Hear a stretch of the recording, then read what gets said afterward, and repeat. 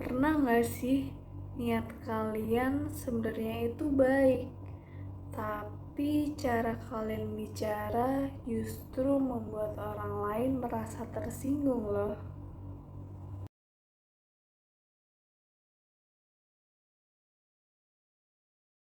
Kok kamu lama banget sih ngerjainnya? Kata-kata itu sebenarnya sederhana, tapi dampaknya bisa sangat besar. Dalam ilmu bahasa, kita mengenal istilah pragmatik, yaitu sebuah cara memahami bahasa bukan hanya dari katanya saja, tapi dari situasi, hubungan, dan maksud di baliknya.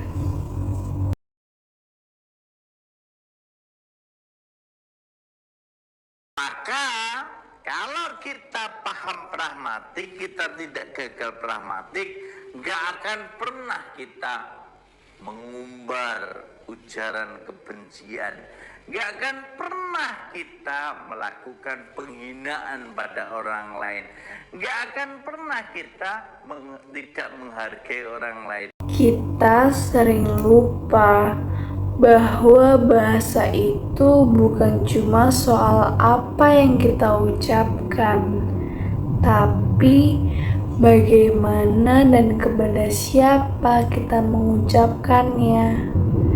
Intonasi juga perlu diperhatikan. Dengan kalimat yang sama namun berbeda intonasi juga bisa berubah artinya. Contohnya seperti ini.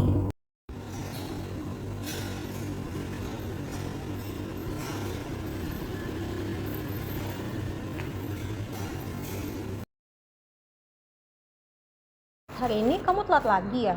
Iya, emang kenapa? Apa sih? Ya udah sih.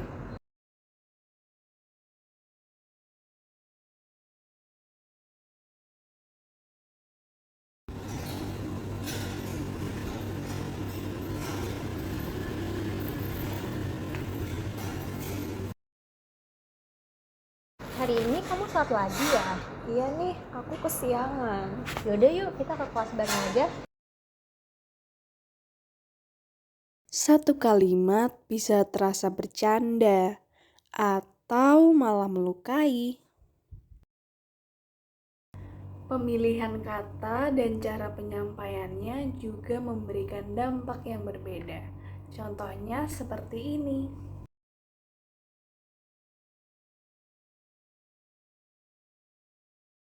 Kok kamu lama banget sih ngerjainnya? Pemilihan kata yang salah dan cara penyampaiannya justru dapat membuat jarak dengan teman kita. Nah, coba kita bandingkan dengan pemilihan kata-kata yang lain.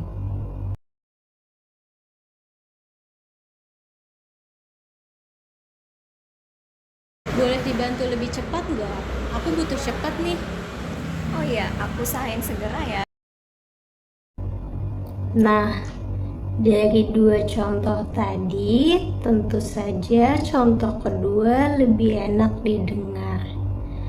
Bahasa itu bukan hanya sekedar benar, tetapi juga harus terasa manusiawi.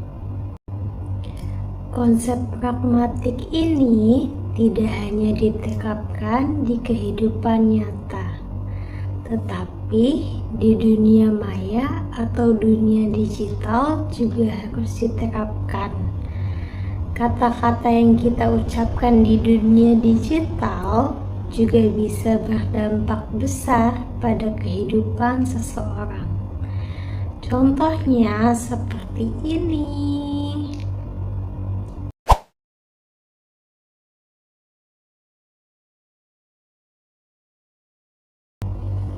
Kalimat ini tidak memberikan solusi. Walaupun kalimat ini sering dijadikan bahan candaan, tetapi bisa saja kalimat tersebut melukai seseorang. Coba kita bandingkan dengan ini.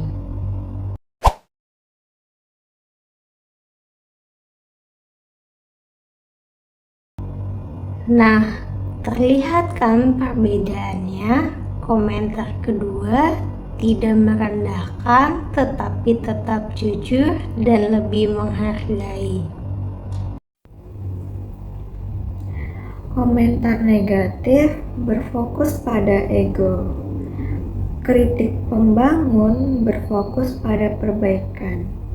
Jujur itu penting, namun cara penyampaiannya jauh lebih penting. Kalau tidak mau disakiti, jangan menyakiti orang lain, apalagi dengan kata-kata yang kita gunakan.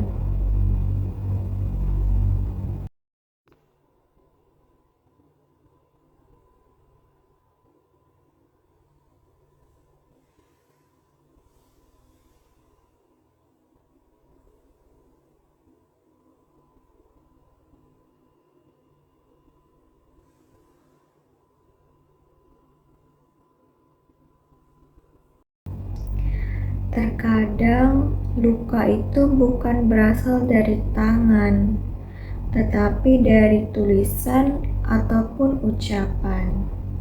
Maka dari itu, perlu bagi kita untuk memahami konteks pragmatik dan menerapkannya dalam kehidupan sehari-hari kita. Teman-teman ibadah luar biasa. Dalam proses untuk mengomunikasikan suatu hal, tentu harus kita pikirkan siapa lawan tutur kita, tujuan tuturan kita, konteks tuturan kita, media tuturan kita, dan situasi atau yang menjadi ruang lingkup dalam tuturan kita. Ini penting kita perhatikan karena menjadi salah satu titik temu bagaimana kita berbahasa yang baik, benar, dan santun. Kepada siapa kita menyampaikan, tentu juga harus kita sesuaikan pilihan kata, diksinya, sehingga kita menjaga lisan yang terbaik agar tidak menyakiti lawan tutur kita. Berbahasa yang baik tentu akan memberikan makna yang terbaik. Berbahasa yang benar tentu akan memberikan satu teladan yang baik untuk anak cucu kita dan juga generasi multigenerasi NKRI. Sebelum mengetik, pikirkan 1 detik. Sebelum berbicara, pikirkan satu hal. Apakah kalimat itu melukai orang lain? Ayo gunakan bahasa yang baik, benar, jelas, santun, dan tidak provokatif. Bukan karena kita harus terlihat sopan, tetapi kita ingin komunikasi kita berfungsi, tidak melukai, dan tidak menambah masalah.